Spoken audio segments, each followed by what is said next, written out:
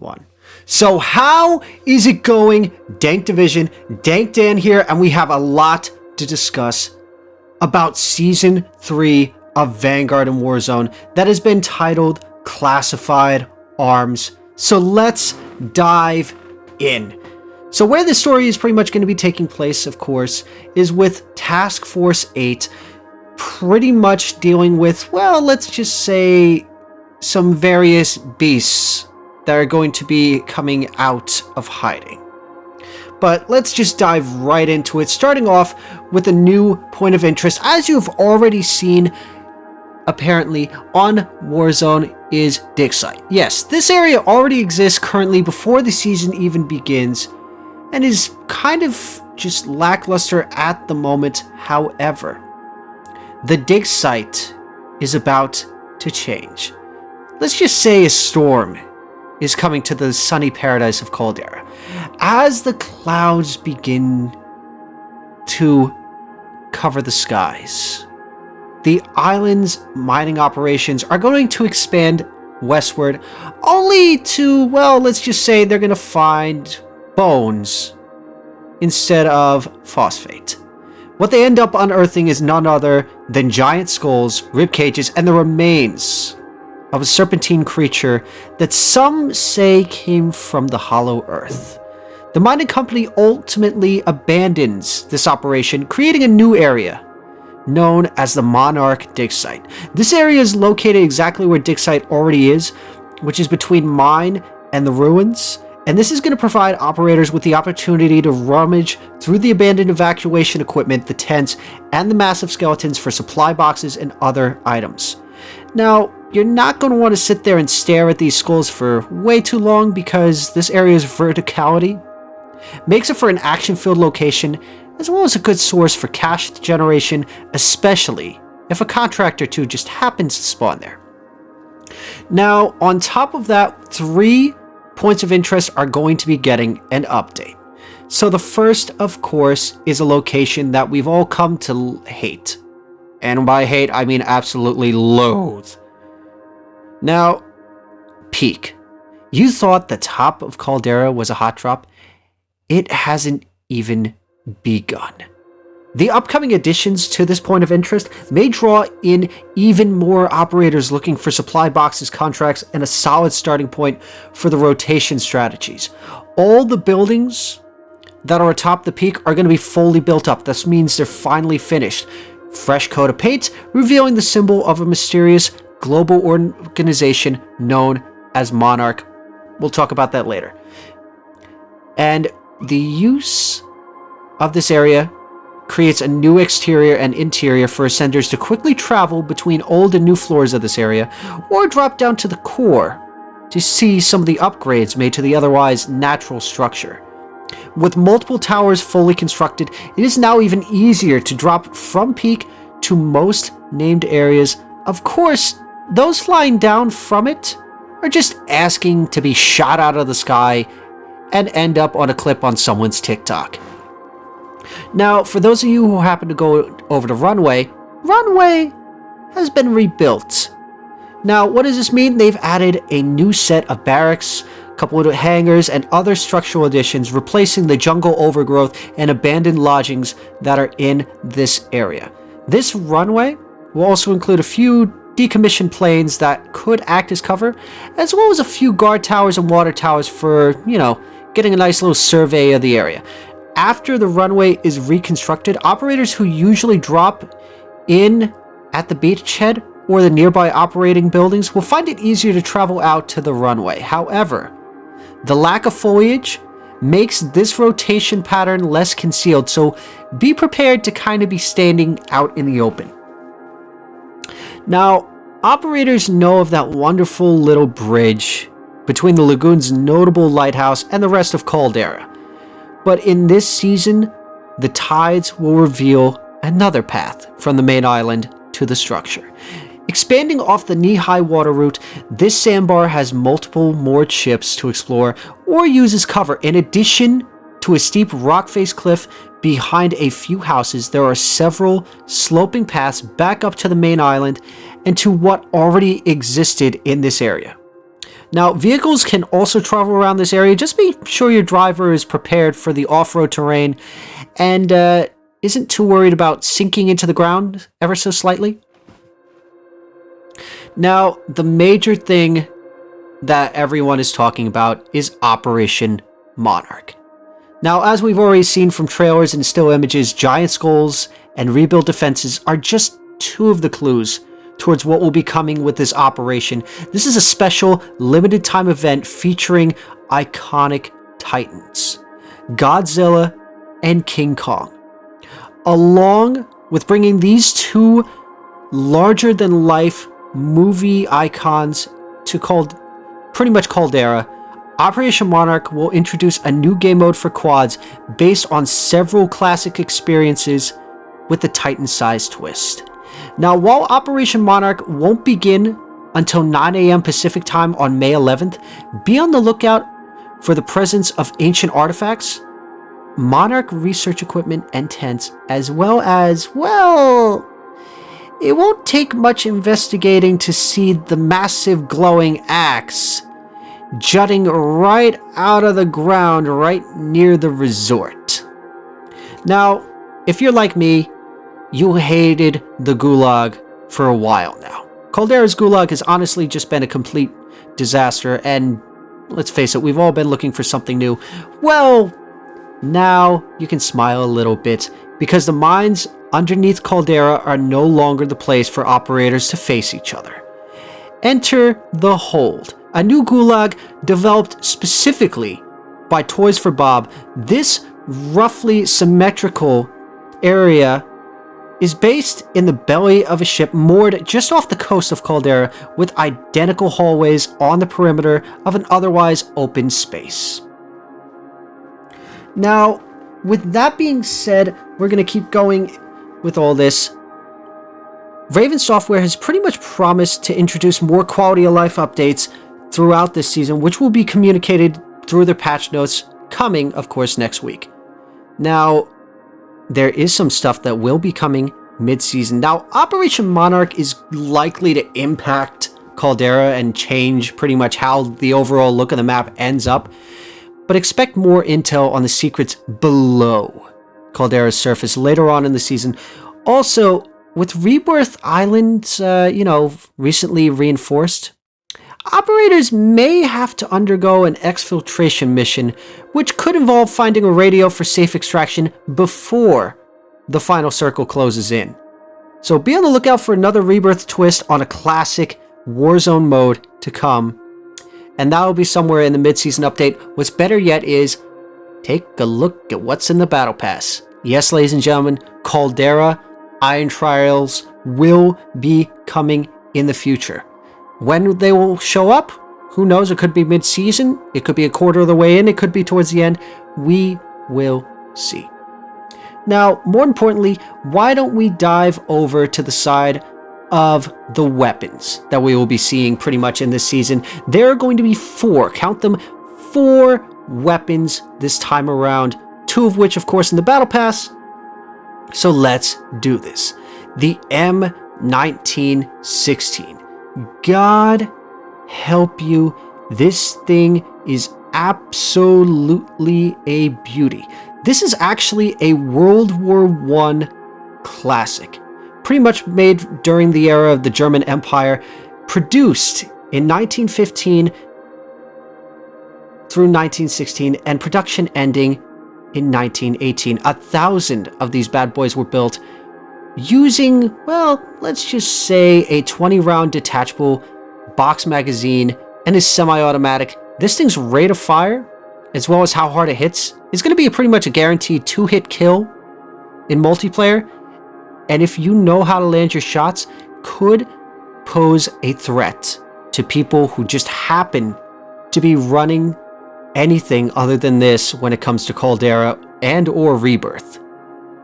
Now, moving on to the next weapon, the Nikita AVT Assault Rifle. Let's put it this way, accurate and reliable.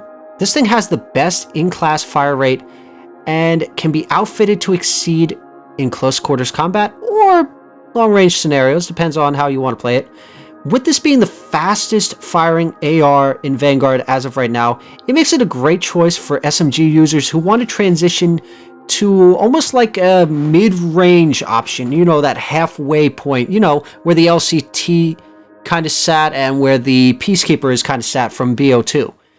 Now, a fast rate of fire does mean high recoil, so operators are either going to need to learn how to control this weapon or are going to need to equip multiple, and I mean multiple attachments to tame it. However, given some of the other interesting attachments, it may be worth taking the time to learn its recoil pattern, to take advantage of some truly, let's just say, unique setups.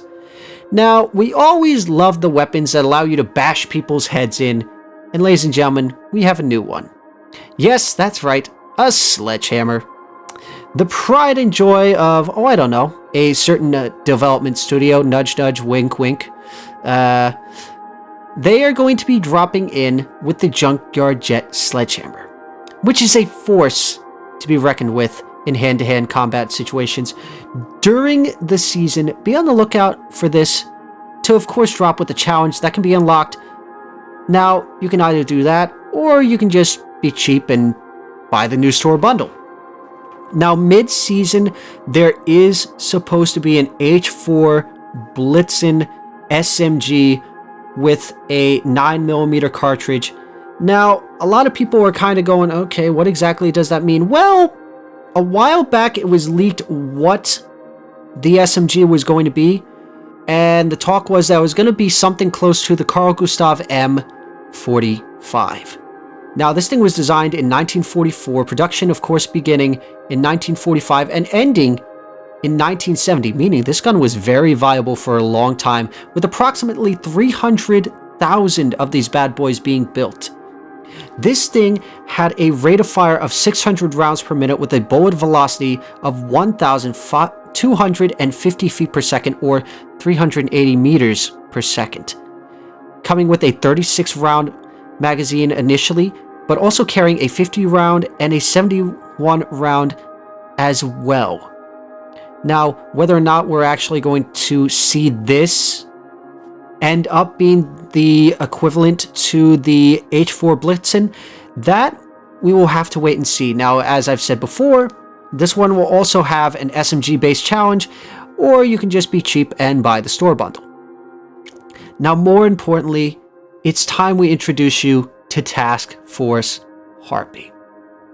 Now, at the very first day, you already have the person that drops on day one, Mateo Hernandez. This is a sniper, a tail gunner, and a hero for his community. He is a first-generation American and has fought in the Pacific as an aerial machine gun operator. Now, after serving, he continued to set precedent for his fellow operators, being a champion for those fighting injustice and protecting the innocent in his home state. Now, that is just one of the operators we will be seeing that is from Task Force Harpy. The next one is Florence Carter. Now, if Mateo is the top gunner for the task force, then Florence is the unparalleled ace pilot.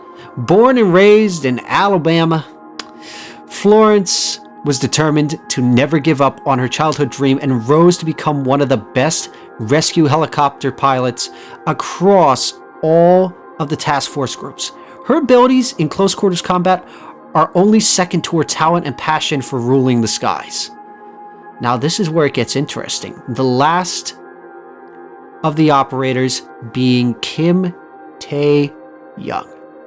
Now, nobody knows who is pretty much behind the mask of Kim Tae-young. She was trained by none other than her mother and is an unknown vigilante who is only known for her fighting spirit, much like the fabled mystical creature whose face is sculpted into her facial protection. Fearless in close combat, she is a local hero who will lend her skills to this new task force, well, let's just say later on this season. Now that we've kind of discussed what we will be seeing on both sides of the fence, it's time we talk about the maps. Now, on launch, you have the map Mayhem, For any of you who have seen the old school Godzilla movies, that is exactly where you're going to be fighting. This is a 1950s movie set that is built for fast-paced combat. Move quickly and of course take center stage in this warehouse turned mock city with multiple destructible elements throughout a small-scale replica of a bustling metropolis. This classic 3-laned design has an open roof that you can rain kill streaks down on, so get ready for your close-up and plenty of lights, camera, action, and destruction. Now, moving right along, we're going to talk about one of the maps that drops mid-season, that of course being Sphere. Now, this takes place beneath the facade of a coal mine and is a hidden weapons lab brimming with all kinds of unnatural secrets. This small-sized map features dual layers that use plenty of interior space to facilitate fast-paced, close-quarters combat opportunities. We will learn more about this map the closer we get to the mid-season. Now, when it comes to new equipment, this is nothing new to anyone who has been playing COD for years. For COD vets, and of course current Warzone players, you know this field upgrade all too well.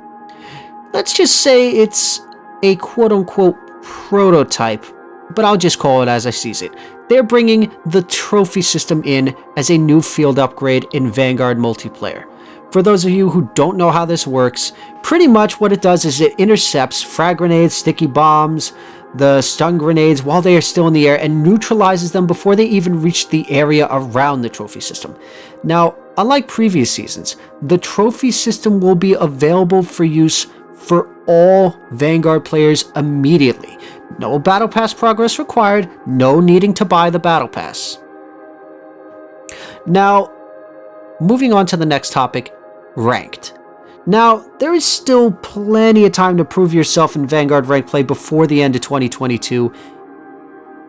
And during Classified Arms, you can get some unique rewards for competing alongside the best in the game. Now, during this new competitive season, you can earn 2 new fully configured weapon blueprints, one of course being an SMG that we all know and love, and the other one being an AR that you also see on the screen, as well as 2 slick black and orange camos, which can be used on all weapons. Now, of course, there are also charms, emblems, and even more rewards just for playing ranked play. Consider these some incentives to get on the ladder and, start climbing to the top. And let's just say with a new Call of Duty League mid-season pack coming this season, you might be able to rock a pro player signature if you really, really want it. Now, moving on to the next topic, the Zombies update. Let's put it point blank, there really isn't one. All they're really handing you is 20 new Zombie Season challenges, which will feature a unique calling card. They'll also be adding the KGM40, the Whitley, to the challenges that you can use to unlock it. That's pretty much it. Because we already know that the next major thing for Zombies isn't until Season 4. So, moving on. Now, another thing that we will be seeing is that there will be small updates to address weapon balances for this game. Now, this is going to include the weapons, the perks, the kill streaks, all across the board. Now, could this be a good thing? Could this be a bad thing? This also stems from them running that experimental playlist, in which case they took live feedback and they were listening. They have been taking in that info so that they can change the spawn system, making changes to it so that the spawns don't randomly put you in the middle of an entire crowd, unless you're on shipment, in which case, let's face it, it's shipment. You're going to get fucked no matter which place you spawn in on. Now, we'll see how that plays out in the future, but more importantly, let's talk about the bundles. Now, for those of you who haven't noticed, there are 3 bundles that are linked, of course, to none other than the event that will be coming up. One of which is for Godzilla, one of which is for King Kong, and I didn't think they would add a third one, but Mecha Godzilla? So that's 3, count them, 3 bundles for all of that. God help us all. What's better yet is they already give us 3 other Mastercraft bundles that we will be seeing somewhere in the future. One, of course, being what's called the Tread Lightly Mastercraft bundle, the High Voltage Reactive Mastercraft bundle, and what has me curious, the Hellhounds Mastercraft Ultimate Pack. What could be in that Ultimate Pack? I don't have the foggiest idea. It could be a good thing, or it could be an absolute dumpster fire. Now, the last thing that is worth noting is that with the launch of Classified Arms update for Warzone, those on console, yeah, not you PC Master Race people, will see changes to their Warzone and Modern Warfare file, as both games are, of course, still tied to each other. These changes will likely see a larger than usual download size for Warzone and Modern Warfare. However, the overall game footprint will be reduced for Warzone players once optimization has taken place. Those who want to refresh their memory on, of course, you know, the Call of Duty Modern Warfare lore in the game's campaign or play Spec Ops or multiplayer must have that game's mode's DLC packs downloaded to play it. These DLCs will be live on April 27th along with the update are as follows. So you are going to have to re-download the Modern Warfare campaign DLC, Spec Ops DLC, the multiplayer DLC, as well as a few odds and ends. However, it sounds like a lot, but in all reality, it is going to shrink down the file. Now, with that being said, that is pretty much all I've got for you guys for tonight. Let me know in the comments section down below, what are you most excited for as this season rolls in? Is there something you're definitely not looking forward to? Is there something you can't wait to get your hands on? What do you think of the weapons? What do you think of the operators? If you found this video helpful, don't forget to click that subscribe button to pretty much keep up to date on all things Call of Duty. Also, don't forget to follow us on our social media pages as well as our Discord. And as always, we always have our little, let's just say we have our fun on Saturdays doing custom lobbies. So to all of you out there, you guys have a wonderful day and night. Whatever you're doing, do it wholeheartedly. And of course, as always, this is Dank Dan signing off.